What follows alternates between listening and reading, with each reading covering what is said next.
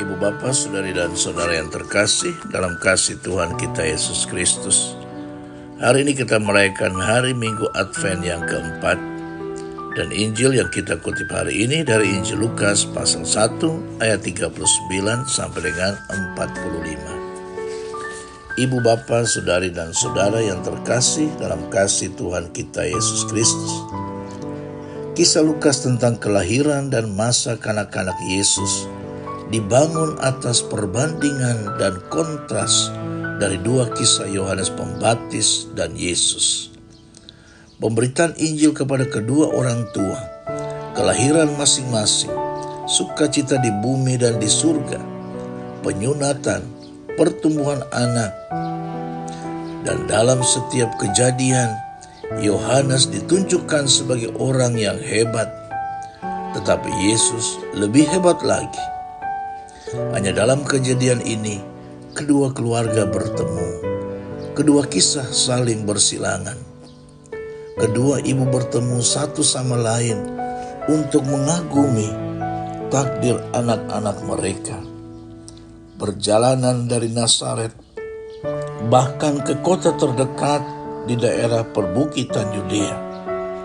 Kalau kita secara tradisional melihat rumah Elizabeth itu terletak di Ain Karim, sekarang di pinggiran Yerusalem, akan menjadi perjalanan yang sulit. Berjalan kaki selama seminggu bagi seorang wanita muda yang masih segar. Tapi pengerahan tenaga dan kemurahan hati yang istimewa ini menunjukkan cinta dan perhatiannya kepada kerabatnya yang sudah tua, serta kegembiraan alami dari keduanya dalam berbagi peran sebagai ibu. Lukas dalam Injil ini telah memberitahu kita bahwa Maria dipenuhi oleh Roh Kudus, dan sekarang Elizabeth juga dipenuhi oleh Roh Kudus saat mereka berbagi dan bertukar pujian kepada Tuhan atas karunia anak mereka. Ibu Bapa, Saudari dan Saudara yang dikasihi Tuhan, Elizabeth dipenuhi oleh kekuasaan profetis, tampil dalam rangka keselamatan Kristiani. Tugas Elizabeth dalam hubungan ini ialah menunjukkan kebenaran tugas yang diterima oleh Maria. Hal mana kemudian juga akan dilaksanakan oleh putranya yang akan menunjukkan kebesaran karya Kristus.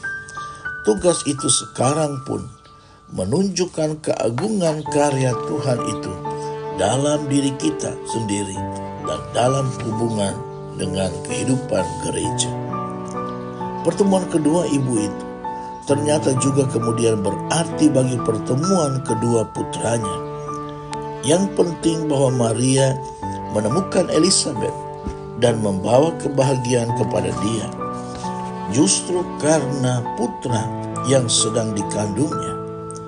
Maria telah menyampaikan Kristus Yesus kepada ibu Yohanes Pembaptis sebagai penentuan bagi kehidupan Yohanes sendiri di kemudian hari. Orang yang tidak menyadari jalan kepercayaan yang ditempuh Maria akan sukar memahami nilai perjuangannya demi perkembangan karunia Kristus.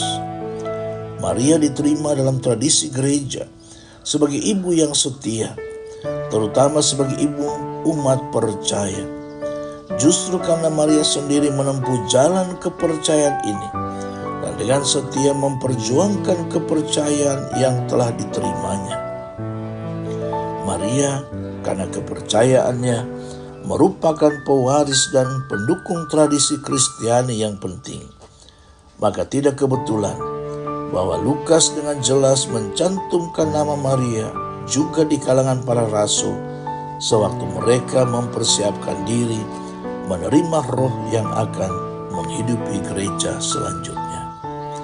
Ibu Bapa, Saudari dan Saudara yang dikasihi Tuhan, gambaran Maria inilah yang mau ditunjukkan sebagai contoh dalam mempersiapkan diri bagi kepentingan Kristus. Masa Advent justru masa persiapan untuk itu. Dan tokoh Maria tidak bisa disingkirkan dalam rangka ini. Semakin banyak kita memberikan diri kepada orang lain, semakin banyak juga kita diberi. Semakin kita membahagiakan orang lain, semakin bermutu pula kegembiraan hidup kita. Amin.